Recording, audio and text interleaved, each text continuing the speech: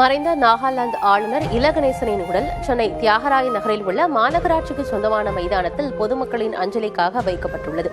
விவரங்களோடு செய்தியாளர் வினீஷ் இணைந்திருக்கிறார். வினீஷ், பொதுமக்கள் அஞ்சலி செலுத்தும் வகையில் என்ன மாதிரி ஏற்பாடுகள் செய்யப்பட்டிருக்கு? இன்றைய தினம் அரசியல் கட்சியைச் சேர்ந்தவர்களும் வருகை தர இருக்கிறாங்களா அஞ்சலி செலுத்துவதற்கு? நிச்சயமாக ஆனந்தி, நேற்று மாலை சுமார் 6:23 மணி அளவில் உடல்நலக்குறைவு காரணமாக நாகாலாந்து மாநிலத்தின் ஆளுநர் இலகணேசன் காலமாயிருக்கிறார்.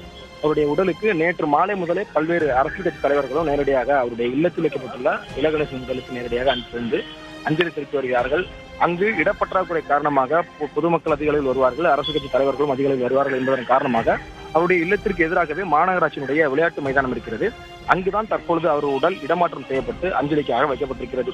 இந்த மைதானத்தை பொறுத்தவரை 2 நுழைவாயில்கள் இருக்கின்றன. பிரதான நுழைவாயிலில் முக்கிய பிரமுகர்கள், அரசு கட்சி தலைவர்களுக்கு அந்த வழியாக செல்வதற்கு அனுமதி வழங்கப்பட்டிருக்கிறது. மாநகராட்சி மைதானத்தை சுற்றி இருக்கக்கூடிய இடதுபுற நுழைவாயில் முன்பாக பொதுமக்கள் நேரடியாக தங்களுடைய இறுதி மரியாதையை இலகணேசனுக்கு செலுத்தி வருகிறார்கள். குறிப்பாக இலகணேசனை பொறுத்தவரை அரசியல் கட்சி பாகுபாடு இன்றி அனைத்து கட்சியினுடைய தலைவர்களும் நேரடியாக உடலுக்கு தங்களுடைய இறுதி அஞ்சலியையும் இறுதி மரியாதையும் செலுத்தக்கூடிய காட்சியை பார்த்து வருகிறோம்.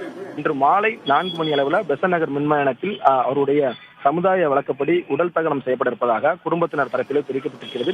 அவர் மாநிலத்தின் ஆளுநர் என்பதால் ராணுவ மரியாதையுடன் அவருடைய உடல் இங்கிருந்து எடுத்துச் செல்லப்பட்டு ராணுவ வாகனத்திலே அவருடைய உடல் எடுத்துச் செல்லப்பட்டு பெசன்ட் நகர் மின்மயானத்தில் உடல் தகனம் செய்யப்பட்டிருக்கிறது.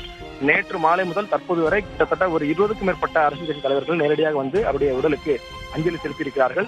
பொதுமக்கள் வருவதற்கு தனியாக பிரத்யேக வாயில் ஏற்பாடு செய்யப்பட்டிருக்கிறது. அதே போல அரசு கட்சி தலைவர்களுடைய வருவதற்கும் பிரத்யேக வாயில் ஏற்பாடு செய்யப்பட்டிருக்கிறது. பலத்த போலீஸ் பாதுகாப்பு ஏற்பாடு செய்யப்பட்டிருக்கிறது.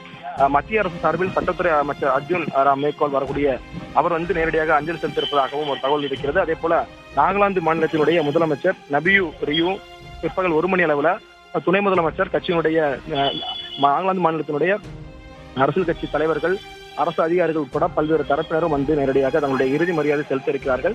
தற்போது வரை அவருடைய உடலுக்கு பாஜக சார்பில் பாஜகவுடைய மூத்த தலைவர் தமிழிசை சவுந்தரராஜன், நயினார் நாகேந்திரன், கேசவ விநாயகம், திராவிட கட்சி திக தலைவர் கி வீரமணி, இந்து முன்னணி மாநில தலைவர் காடேஸ்வர சுப்பிரமணியன், இந்து மக்கள் கட்சியினுடைய தலைவர் அர்ஜுன் சம்பத், தமிழ் மாநில காங்கிரஸ் கட்சியினுடைய தலைவர் ஜி கே வாசன், தொழிலதிபர்கள், கவிஞர் வைரமுத்து, தேமுதிக சார்பில் இளைஞரணி செயலாளர் விஜயபிரபாகர் உட்பட பல்வேறு தலைவர்களும் நேரடியாக இரங்கலை தெரிவித்திருக்கிறார்கள். அவருடைய குடும்பத்தினர் ஆறுதலும் தெரிவித்து வருகிறார்கள்.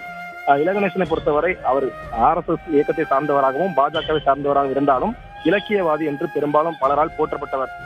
பட்டிமன்ற பேச்சாளரும் பல்வேறு தரப்பினரும் நேரடியாக அவருடைய உடலுக்கு அஞ்சலி செலுத்தியிருக்கிறார்கள். 4 மணி அளவில் அவருடைய உடல் இங்கிருந்து எடுத்துச் செல்லப்பட்டு பெசன்ட் நகர் மின்மயானத்தில் தகனம் செய்யப்பட இருக்கிறது. தகவல்களுக்கு நன்றி வினீஷ்.